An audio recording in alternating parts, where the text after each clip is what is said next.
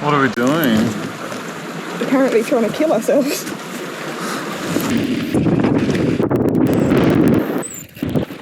It's an absolute monster of a route.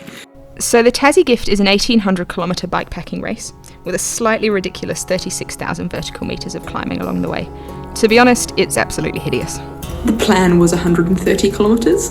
I hadn't quite incorporated sleet and snow into the plan, and I guess that's part of what this trip will be, is just working with whatever Tasmania decides to throw at me and dealing with it as it comes. So here we are.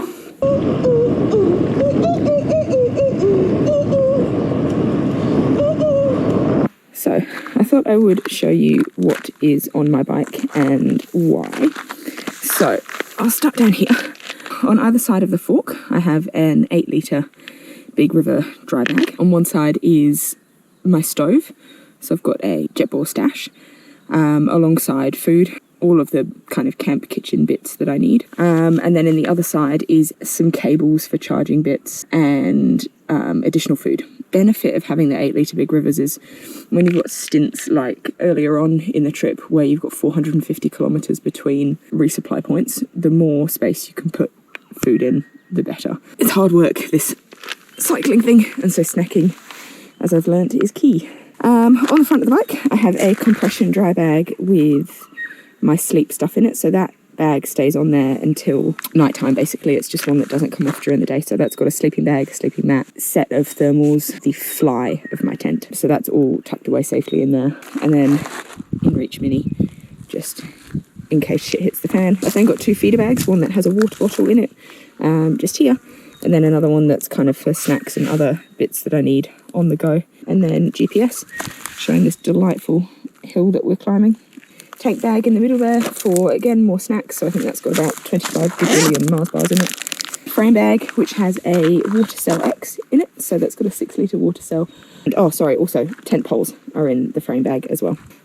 So in here, we've got the inner of my tent, first aid kit, tools and spares, toiletries, some fresh socks, because why not? And my jumper strapped to the top there. So yeah, that makes up kind of everything that I need and have needed for 18 days on the bike.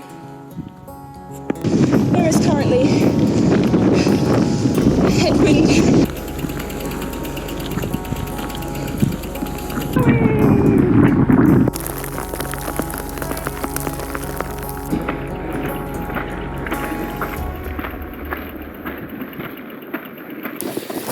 It's just before midnight on this raging Friday night. So I've reached the end of day 8. My legs are finally starting to feel a bit better. Finally starting to be in kind of touring mode rather than just, oh my God, I'm hating my life mode. Today was tough. Certainly the case of turn a corner, there's a hill, turn a corner, there's a hill, turn a corner, there's a hill. It just did not stop. It was absolutely relentless.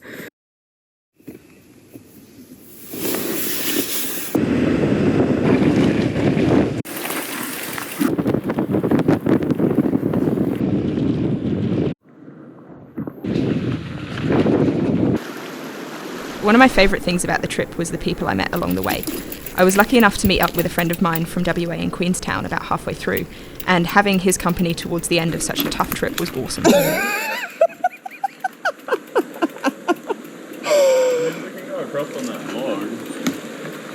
That is sketchy as... Which type of adventure is this? Type 7. There you go. So your bike went up here? It was really awesome meeting people along the way, of course, but completing this as my second solo trip has given me a really big mindset shift about what I can accomplish in the future. Talking about it now, it's quite hard to remember quite how difficult the trip was, but I remember every single day never actually quite thinking I was going to be able to finish. It's really hard getting to the end of such a long trip with such a bittersweet feeling, because you've put everything into riding your bike solidly for 18 or 19 days, but then suddenly you roll down into Hobart and it's over.